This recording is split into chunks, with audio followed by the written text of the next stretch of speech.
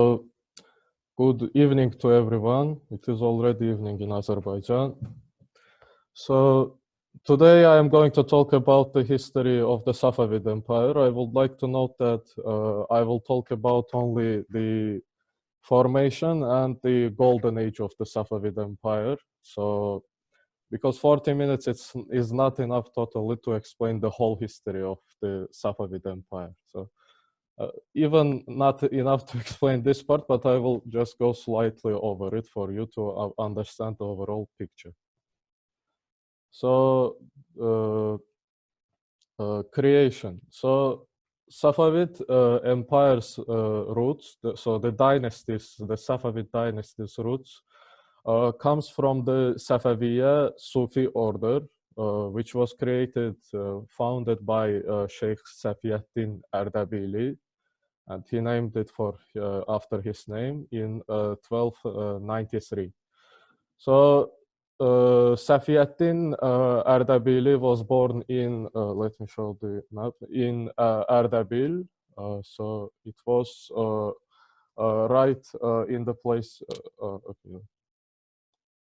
Here, the Ardabil's location is here. So he was born in Ardabil and raised there, but when he came to maturity, he understood that to gain more religious knowledge, he should travel more into the religious cities. So he traveled into many religious cities, and eventually he came to Gilan. Gilan is here, the upper part of modern-day Iran. Back then, it was not Iran; it was Mazandaran. So he met there another sheikh of Zaydi order, Zahidiyya order, and he became one of the most favorite disciples of Sheikh Zahid Gilani. Thus, he also married his daughter, and eventually he inherited Zahidiyya Sufi order. But after inheriting, he renamed it in 1293 and founded Safaviyya Sufi order. So this is about the creation of it. So Safaviyya Sufi order was in itself at the start a Sunni order. So it may sound a little bit controversial to you because Safavid Empire was a Shia empire, 12 Imam Shia, but you see it was founded in 1293, but Safavid Empire was founded in 1501. So by the flow of the time, over 100 years, by the middle of the 15th century, it slowly, through exception of some Shia, how to say, traditions, became 12 Imam Shia order. So coming to the, also this place that you see here is the monument of Sheikh, mausoleum of Sheikh Safiyeddin Ardabili in Ardabil. This is one of the most famous sightseeings of Azerbaijan as a total, but nowadays it is located, unfortunately, in Iran. So next, so 100 years passes, a lot of new sheikhs come, his sons, but this part is not interesting, so I will pass, and we come to Sheikh Junaid. Sheikh Junaid was ruling Safaviyya Sufi order from the middle of the 15th century. What is particularly interesting about him, that he transformed the policy of the Safaviyya Sufi order from, so before it, they were just spreading the ideology, but after Junaid, they started acquiring wealth and, how to say, new territory. So they slowly became a new estate in the state. So they started growing. And because of his, and also what is important, that from his time, they start promoting 12 Imam Shiism. So it is already Shiism from his time, middle of 15th century. Because of his vast growth of power under the hand of Safaviyya Sufi order, and it was very famous not only in Ardabili. It was famous in Azerbaijan, in northern Iran. It was famous in Anatolia, as you know. It will lead to many rebellions in Anatolia, as you know, during the Ottoman time. So he was put into the exile by the king of Karakoyunlu because of a great acquisition of power by him. He was put into exile and he was hosted. So he was hosted in Diyarbakir, here somewhere, as far as I know. Akkoyunlu was, Diyarbakir was a part of Akkoyunlu back then. In this map, they do not show. It differs from year to year. Then he fled after this to Shirvanshahs, and Shirvanshahs were bigger when he fled there. Again, I will not find the proper map by each year. It will take too many slides. So Shirvanshahs were bigger at the time when he fled. It was basically this territory. And he died in the Battle of Tabassaran. Tabassaran is here, northern Shirvanshah state. His son, what is particularly interesting about his son, he founded the army units, how to say the army units. So he created army from Murids and named them Qizilbash. So you probably know that since you are Turkish people. So Qizilbash army units, and it was more of an estate, and how to say, they collected them from Murids, the religious believers. So I will come to this later.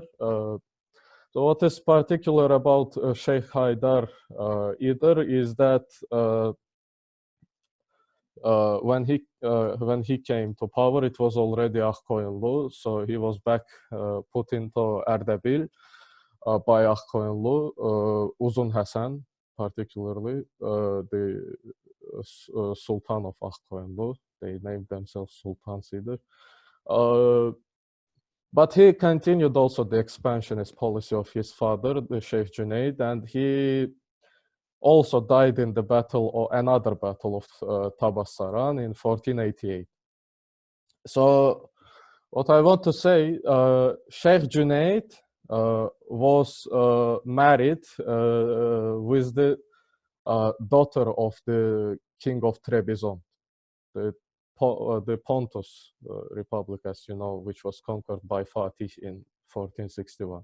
He was married to daughter of the kingdom of Trebizond, and Sheikh Haydar was also married to one of his how to say relatives. I will come to this back later. It has also some type of legitimacy importance, so to say. So Qizilbash, as you remember, I mentioned Qizilbash earlier. So they were founded by Sheikh Haydar. So they consisted from mainly, how to say mainly, from only one tribe was non-Turkic, so to say. So it was a Turkic formation. So it was, for example, Ustajlu, Rumlu, Shamlu, Dulkadir, Afshar. So some similar Gajar, similar names you may have heard earlier. These are the names of tribes, and there are many of them. Only one was Talysh, and Talysh are people also living in Azerbaijan and Iran nowadays. So, and Talysh, because why, I will come to it also later. So everything follows itself. So Qizilbash people, the army unit, were consisted from the religious believers of the 12 were Imam Shiism. So these were the Murids.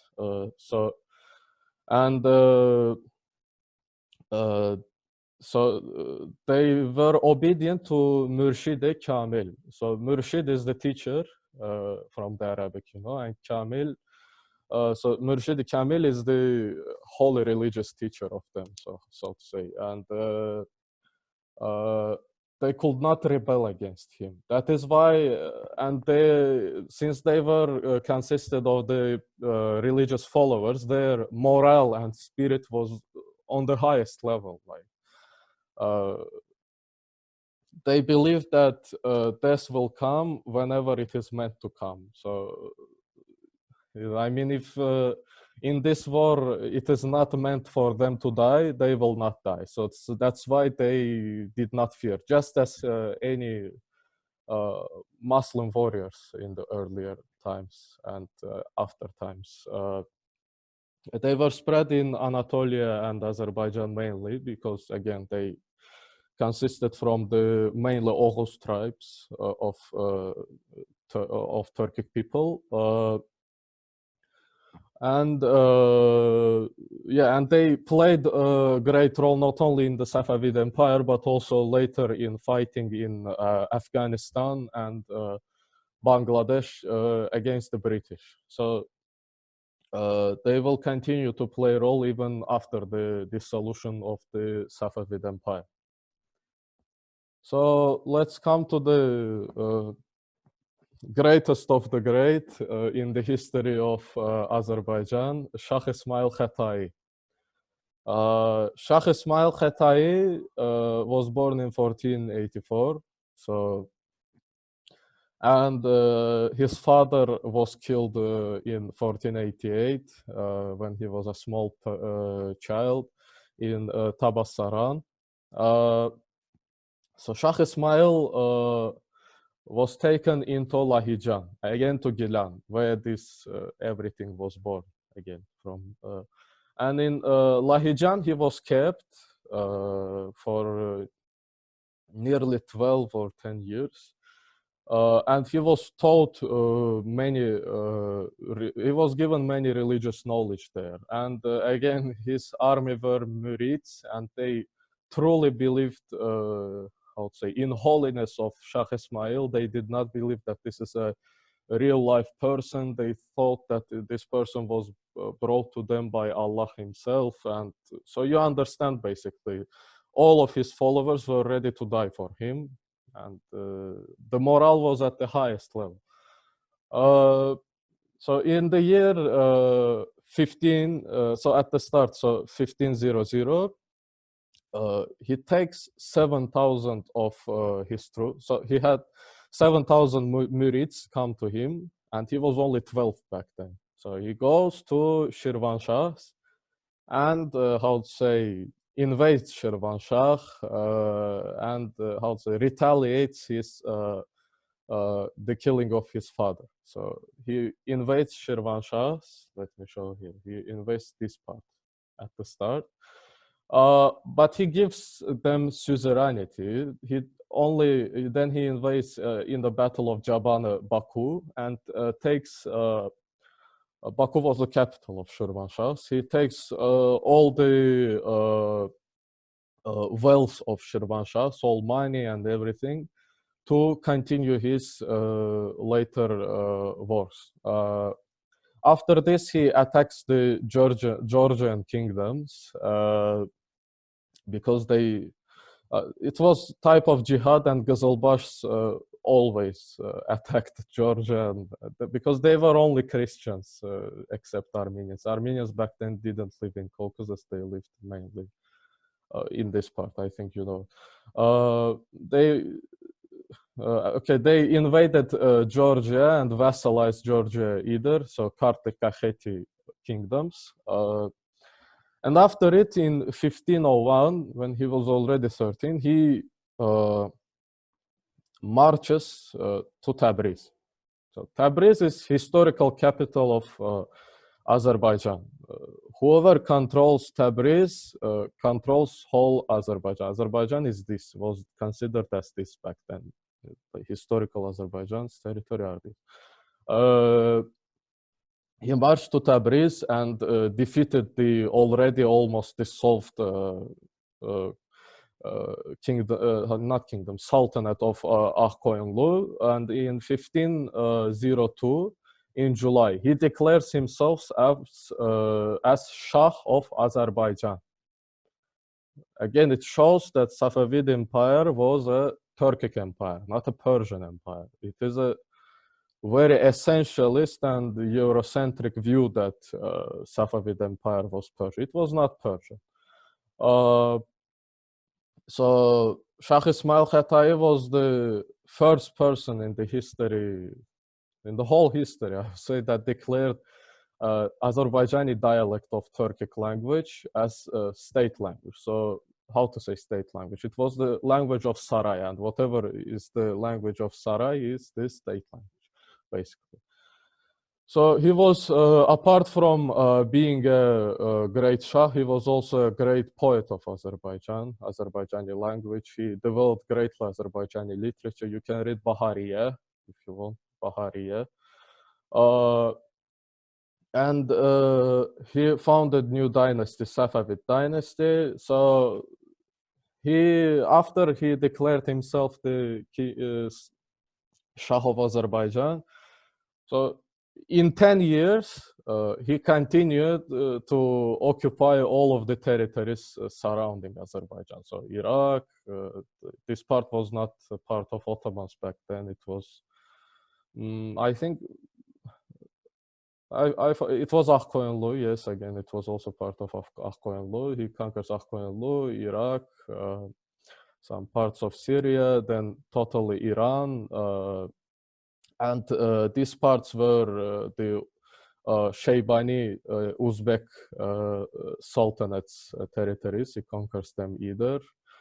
And there were also little, I would say, Persian states like Fars, Ajam, or Baluchis are different nation, or Baluchis either.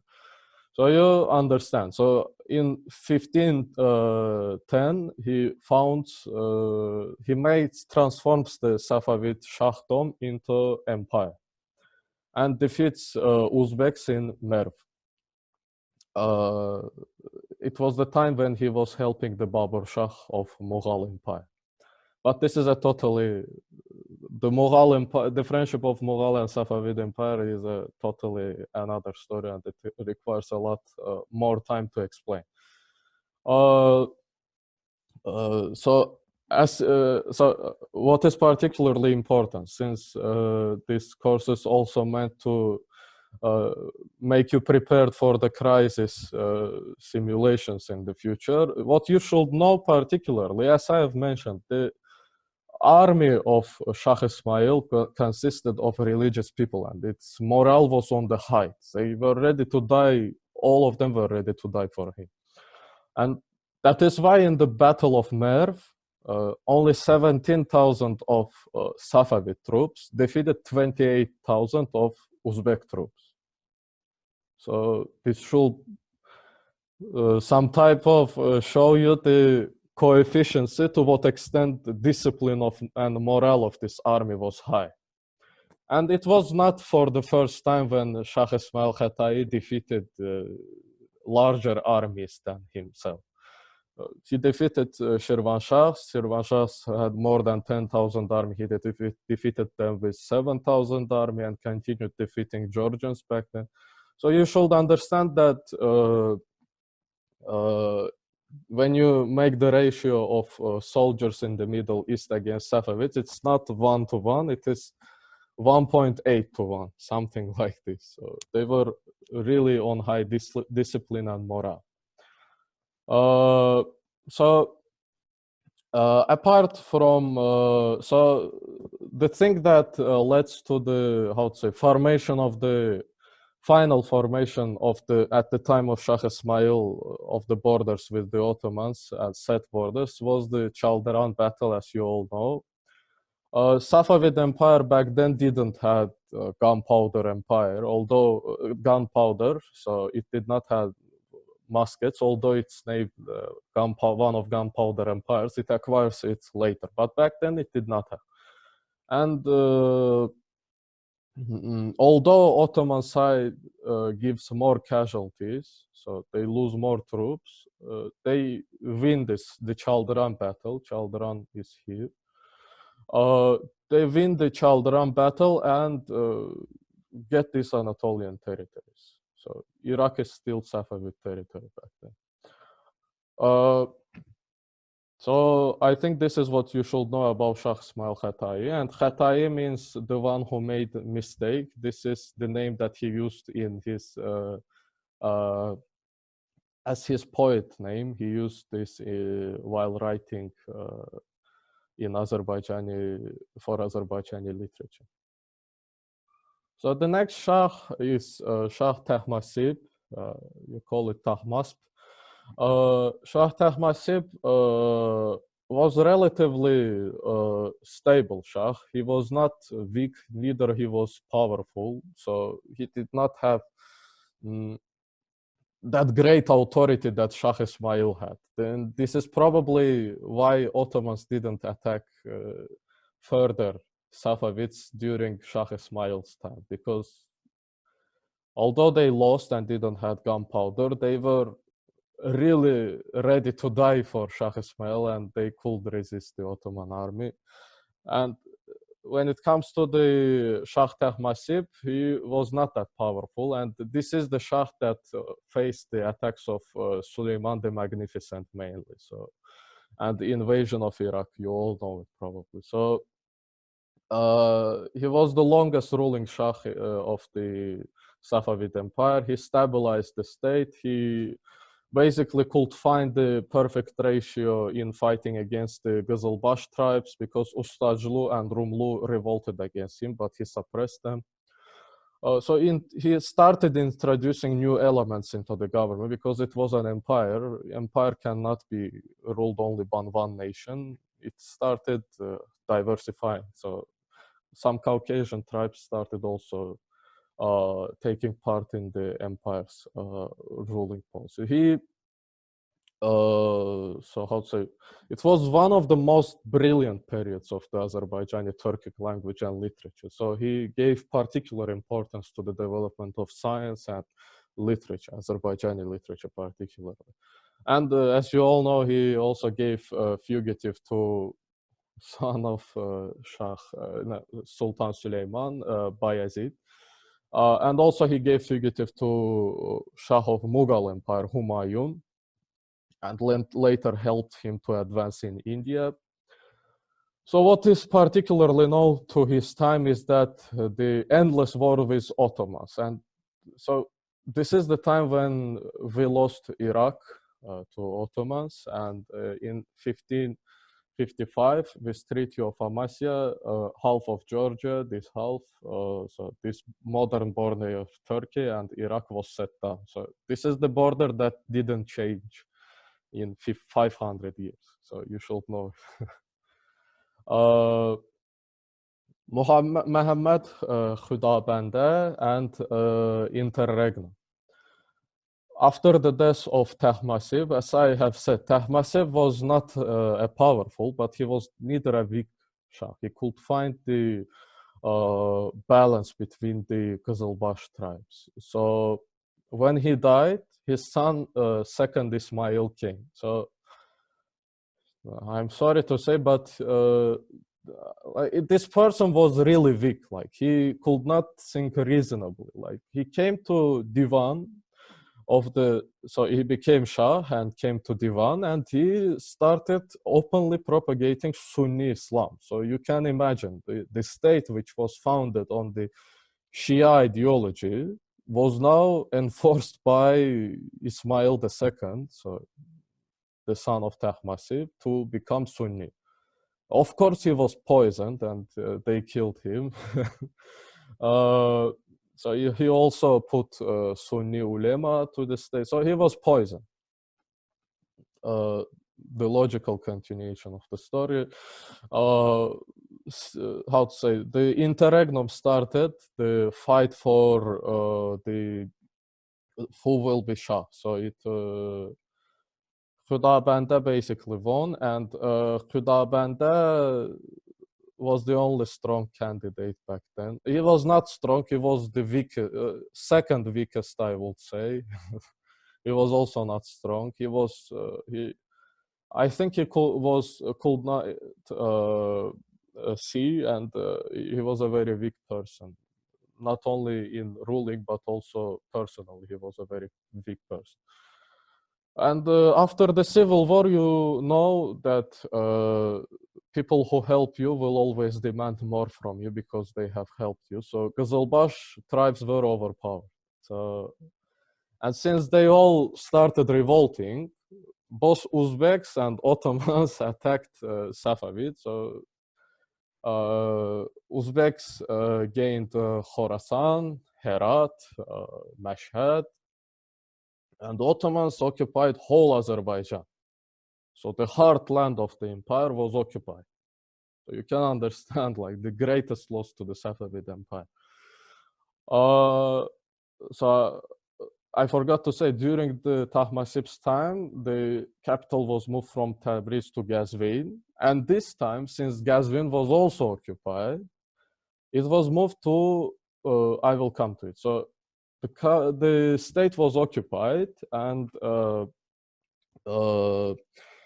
they beheaded him, they killed him, and a new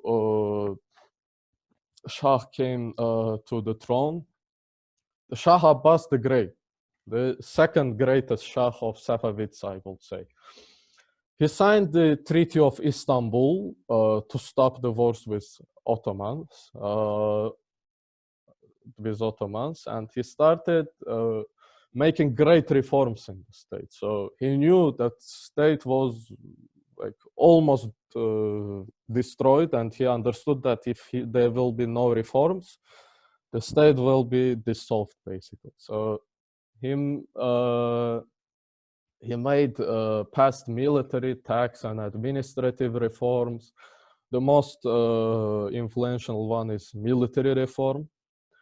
So I also would like to say the enforced Shiaization policy of the Safavid Empire has achieved by the time of Shah Abbas to convert 90% of Safavid Empire into Shia belief. So at that time, the state was, from population-wise, it was already more or less stable because like, people were already converted. Military was weak, so to reduce the power of Qizilbash, as you remember that I have said that Qizilbash were overpowered at the time of Tahmasib, became slightly overpowered, and they reached their peak at the time of Muhammad Khudabanda. So at the time of Muhammad Khudabanda, he was not even ruling the state, basically. So and Shah Abbas introduced new element, the new army units, gulams. So it was, to be honest, copy-paste of Janissaries of the Ottomans. The Christian,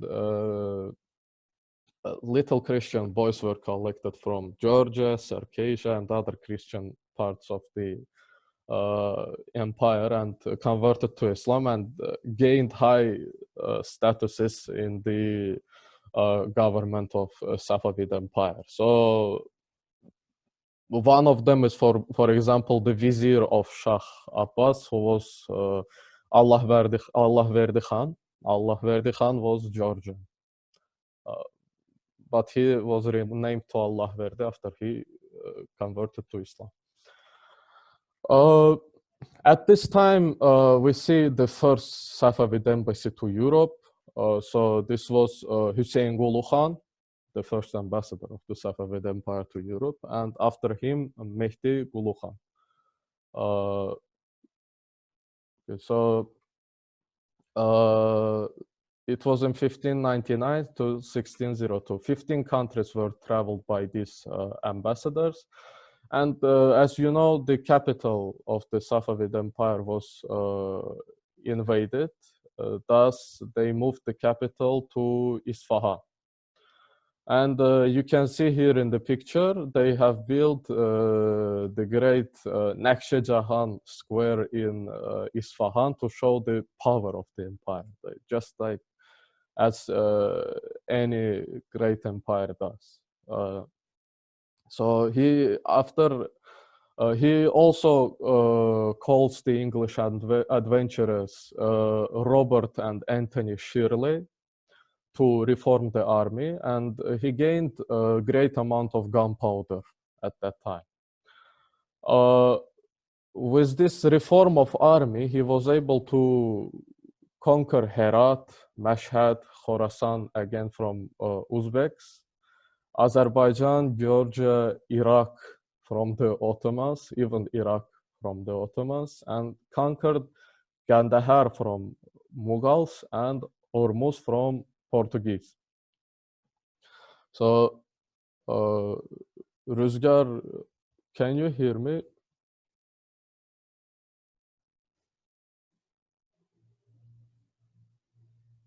Can you hear me? Am I audible?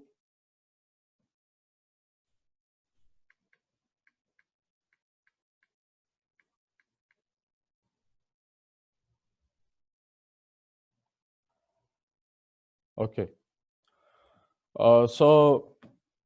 From his reconquests, you can see how greatly he have reformed the state. So, and you can, by at his how to say, victories were told in the stories among the population for a long time. Yeah.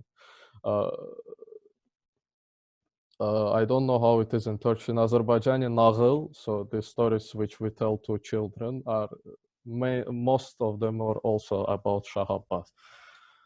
So this was what I wanted to tell about the Safavid Empire. It was about its golden age. If you have any questions, I would like to answer.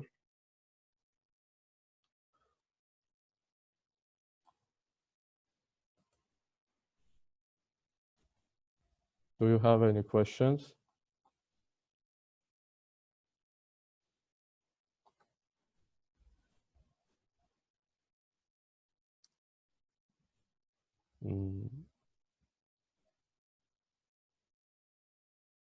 No one has a question.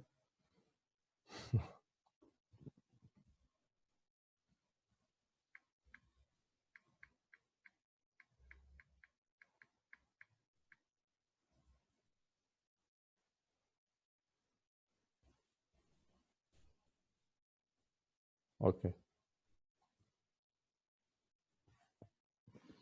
So, come on, like, why nobody has any question? Like, oh,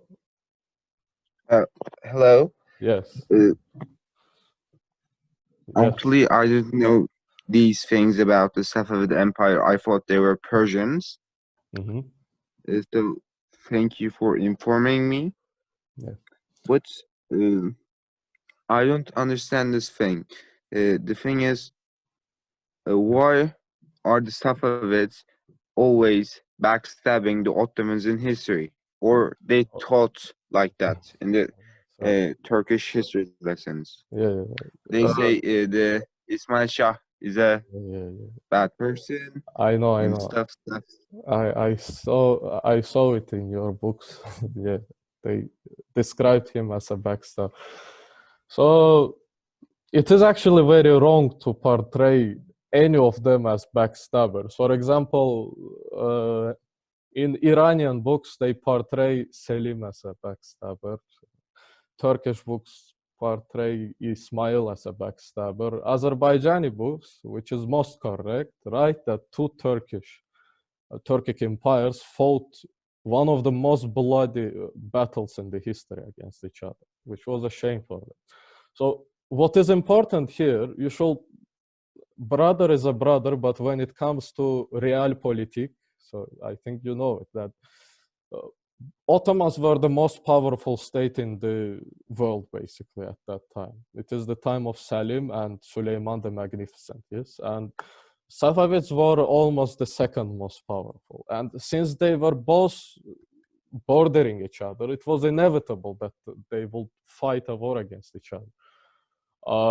What happens basically is that Shahkulu revolt emerges in Anatolia. You all know it, the Shia zealots against the government. But Shahkulu did not have any ties to Safavid. So Safavid government didn't even know that there was Shahkulu revolt.